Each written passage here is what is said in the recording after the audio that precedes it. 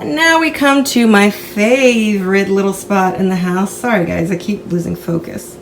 My favorite spot, this is my aeroid corner, which a lot of these plants are beginning to outgrow, so I may have to do a little switch up on my plant shelf. But we have a handful of beauties in here, and please disregard the fungus gnat tape. Every time I get new plants, I make sure every single one of them has fungus gnat tape because I don't play that. I do not play that. So we have my beautiful philodendron micans right here.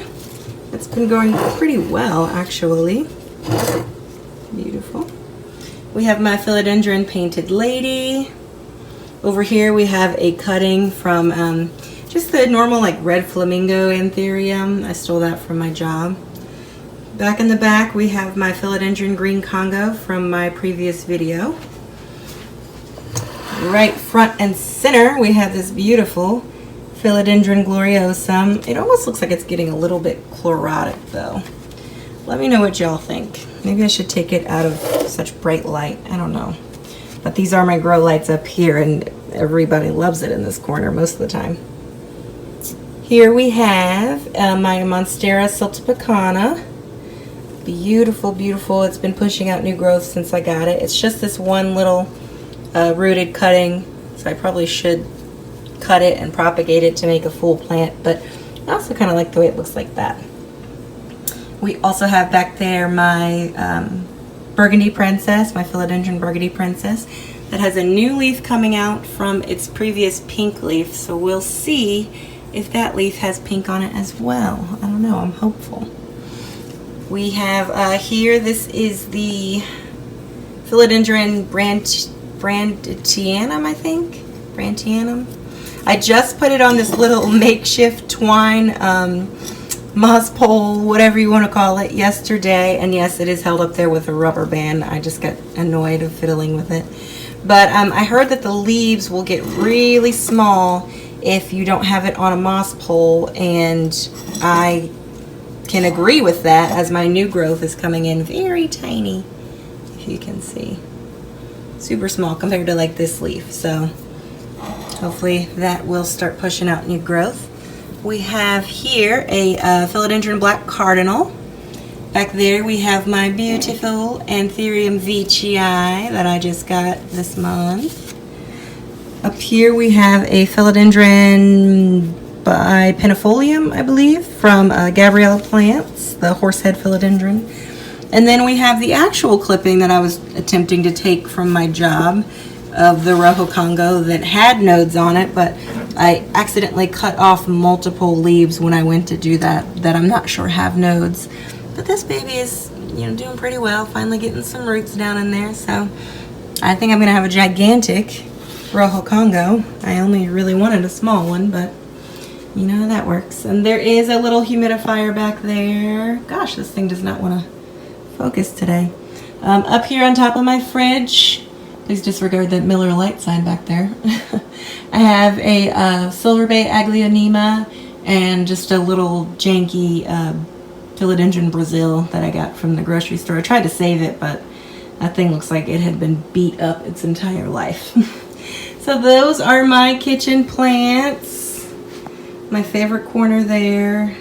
This thing is not focusing. Favorite corner over there, over the sink, etc. Alright, moving on to the hallway. Coming into the hallway from my kitchen, we have got what once was a beautiful, bountiful, happy philodendron Xanadu, or philodendron Deja Vu, whichever one you call it. I went to repot it, and I thought that it would be happy in this pot, but it just started dying left and right. This thing did not want to be split or repot at all. So the whole thing will probably die before the season's over. It's fine. And then I need to put something plant related up on that little wall. But we also have here some hanging plants on this shelf. It's like a little cutout so we can get into the attic, and I have a grow light behind it.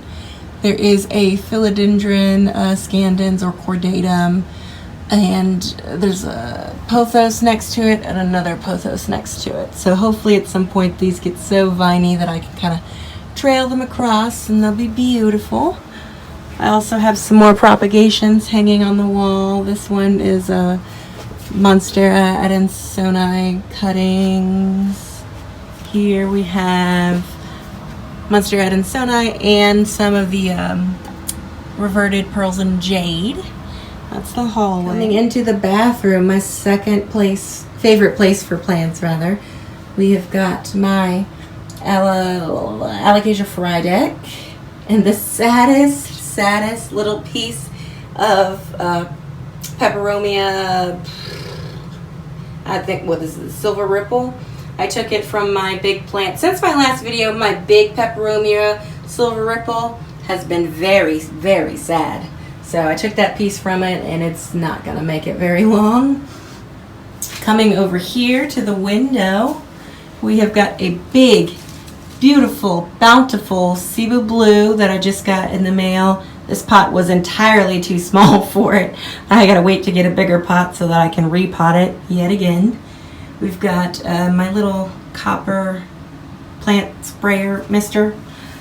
We've got a little fern and a peperomia rosso, I guess you'd call it. And then here is the whole shelf. You can kind of barely see the whole thing. But coming in here, my poor Muhlenbeckia, or angel vine people call it. I was gone for this past weekend and didn't water it beforehand. Came back and that thing was about as crispy as could be. It was beautiful, and now it just looks ratchet. We've got a philodendron Rio, or the Rio Sport. I'm not sure which one. That one came from Gabriella Plants. We've got my bird's nest fern, just looking raggedy as ferns do. A little cutting from my philodendron Brazil, and then my, what is that? Blue star fern.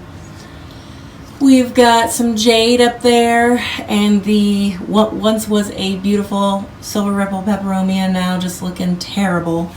And then my big golden pothos that's got some hang time going on. I will say that this just recently got spider mites from that freaking Alocasia. So rude. And then the last plant in here is my philodendron Brazil that was in one of my last videos as well.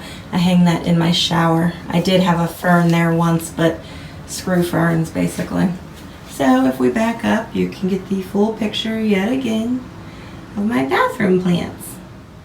Coming into my sparkle room here, we've got a little Hoya Wayetii hiding out in the corner. That thing does not get enough light in that corner, but I love that planter. It's like a little diamond planter, and I don't know where else to put it. So we've got another lipstick plant that has survived so far, but you know, I'm skeptical. A few random succulents that I really just bought because they matched, not necessarily because I like succulents or can take care of them. And yes, those are tweezers over in the corner because those succulents have had mealybugs time and time again. So I just sit here and pluck mealybugs off of them. And my giant Alocasia Zebrina that really needs this leaf to come off down over here. It's like just dead weight. That's a biggin. Coming up over here, we have got my what did I call this? Maybe like a strawberry. Man, what is that? Why can't I think of it right now? Well, there's my Ficus Audrey, and one of my other Aglaonemas, like a sparkle or something. Oh, like a strawberry syngonium, I think this one is. Strawberry syngonium. You know, I put it in this copper, or not copper, excuse me. I put it in this terracotta pot, but I had really wanted to put it in this cashpo. And so when I sat it in there, I just thought it looked so cute in this pink with the terracotta. So it's staying like that, I guess. And then over there we have my Burl Marks philodendron. Coming right across, we've got some things over here. We've got a Hoya Crinkle 8 cutting.